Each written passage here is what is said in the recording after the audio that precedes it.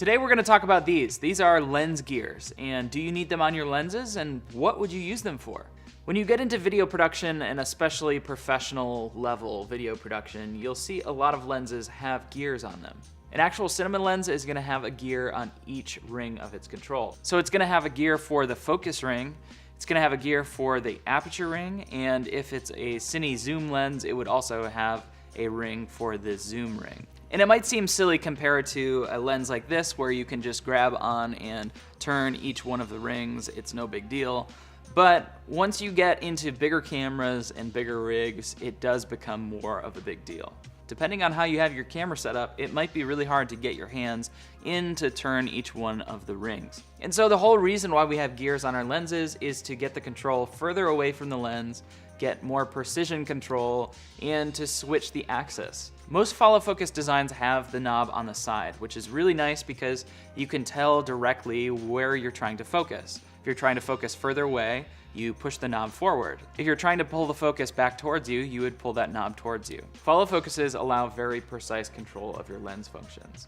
And they're really nice because especially if you're trying to pull focus between two different parts of your frame, you can actually mark out where those focuses are to transition between them. Let's talk about a couple different styles of lens gears, because if you already have lenses like these cinema lenses, you probably already know about focus gears and you're probably not too concerned with them because they're built into the lens. But maybe you're just starting out and you just have photography lenses, but you want to add a gear for the focus ring on your lenses. Typically, if you're going out and buying a cheap follow focus, it'll probably come with something like this. It's a rubber lens gear that you can adjust to just about any lens that you already have. And in a pinch, it probably works, and you can use it on multiple different lenses. That's the really nice thing.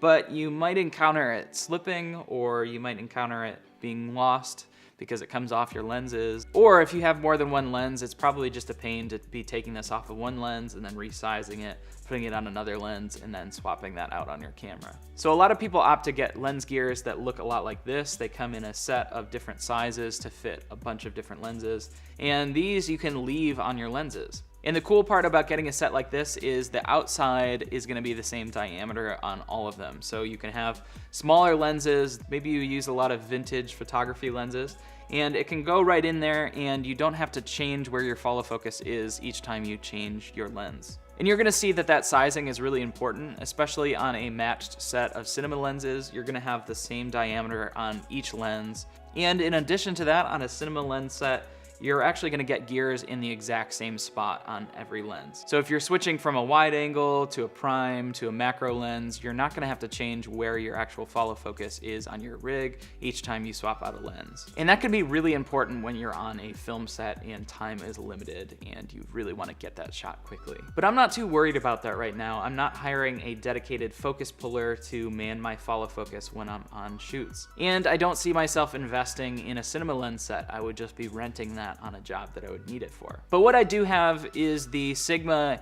18-35, which is on my camera right now, and I've got the Sigma 50-100. And what I've actually got is a 3D printed lens gear, so this can just slip right onto my lens and be on there permanently, so I never have to worry about losing it, and it has a nice and tight fit so that it never slips. So if you have access to a 3D printer, you can look up the lens that you're looking to make a gear for, and you can see if that sizing and that design is already up online. But if your lens is a little less common, you can use calipers to measure the outside, and there's actually a program that will calculate the right pitch of the gear to get the right sizing for your design. I don't remember it off the top of my head, but I will link that in the description below if you're looking for that. I don't personally have a 3D printer, but one of my coworkers does, and he was nice enough to print out a couple of these for me.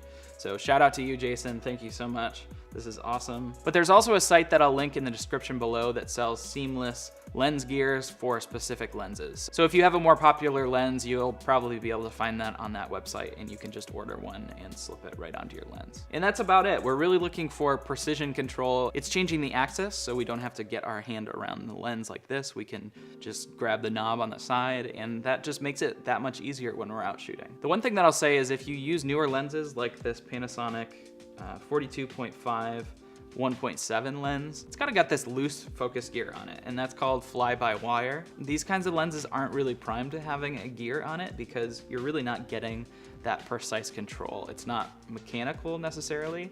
There's a little bit more play in these lenses. So that's another reason why professionals opt to use actual cinema lenses that are completely mechanical. When you stop moving the ring, that focus, the aperture, or the zoom is going to stop right where it is. It's not going to keep moving. So if you have fly-by-wire type lenses, you probably don't need to think about getting a follow focus and lens gears. But if you have some other lenses and you really want to up the precision that you have when you're shooting, then I would definitely say this is something that you maybe should look into. All right, I hope this video was informative to you. If it was, could you please hit the like button below? That really helps me out.